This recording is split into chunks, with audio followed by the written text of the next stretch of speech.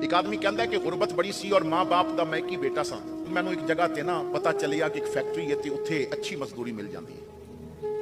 मैं अपने दोस्तों को लैके उत्थे चला गया, खत लिख दिता माँ बाप को कि ए मेरा एड्रैस है, अगर कोई मसला होया तो खत लिख देवियो।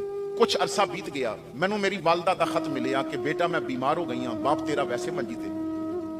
मैं डॉक्टर को शहर गई हाँ तो उन्हें दसिया कि बीमारी तेनू जरा परेशान कौन लग गई है तो फौरी इलाज शुरू कराओ, क्योंकि अजे वो दरम्यान विच है, अजे खतरनाक सूरत हाल नहीं हुई, दवाई शुरू करो तो तुसी बच जाओगे। तो दवाई लैन गई तो उन्हें 70 रुपए का नुस्खा दसिया। पुत्र 70 रुपए पूरे घर विच को नहीं पे, तो जिस तरह भी होवे 70 रुपए करके भेज। कहते ने मैं खत पढ़िया तो जेब भी हथ पाया तो टोटल मेरे को 5 रुपए सन बचे हुए। 8 आने रोज की मजदूरी होवे, 3-4 दिन हफ्ते च मजदूरी मिले, कुछ खाण पीण ते लग गए, 5 रुपए सन। मैं बड़ा रोया कि मैं अपनी मां नूं 70 रुपया भी नहीं भेज सकता। फिर मैं अपनी फैक्ट्री के मालिक को चला गया, मिन्नत की, अगर 70 रुपया दे दे, जब तक पूरा नहीं होगा मैं दिहाड़ी नहीं लवांगा। उन्हें मना कर दिता। कुछ दोस्त सन, मैं उन्होंने को चला गया, मां का खत भी दिखाया, लेकिन सब ने आखिया साडे कोल भी कोई नहीं। मैं रोंदा रोंदा परेशानी च अपने डेरे ते जिथे रिहायशी आ गया।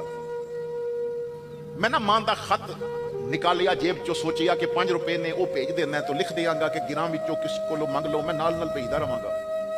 मैं जेब भी हथ पाया तो हाथ नीचे चला गया, रस्ते जेब कट चुकी सी, 5 रुपए भी चले गए, मां का खत भी चला गया। मैं इतना रोया कि मैं इतना बदबख्त हाँ कि मां नूं 5 रुपए भी नहीं भेज सकता। 2-3 हफ्ते गुजर गए, मैनू मां का फिर खत मिलिया। कहते ने मैं खत रख दिता, खोलिया नहीं, पता सी शिकवे गिले लिखे होणगे, चंगा पुत्र है तू 70 रुपया भी मां बचाने वास्ते नहीं भेज सकता। बड़ी देर बाद मैंने खत खोलिया हिम्मत करके।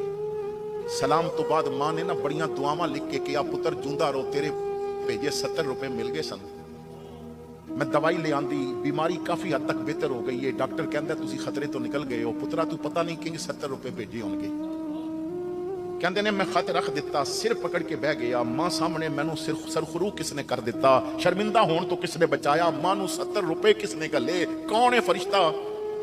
2-4 दिन और गुजर गए, मैनू एक और खत मिलिया जिदे भेजन वाले ने अपना नाम पता नहीं सी लिखिया, सिर्फ सलाम तो बाद उन्हें लिखिया सी, मैं सोचिया तेनू दस दिया तू परेशान ना होवे, मैं ओ जिन्हें तेरी जेब कटी सी।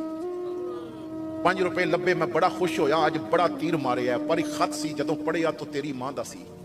तेरी मां की बीमारी जदों मैं पढ़ी ना तो मैं तो अपनी मां नू कबर विच उतार बैठा सा। पर यार पेशा ते अपनी जगह ते, पर मावां ते सांझियां होंदियां ने, मावां ते सांझियां होंदियां ने ना। मैनू इंज लगा जिवें मेरी मां मेरे कोलों पैसे पे मंगदी।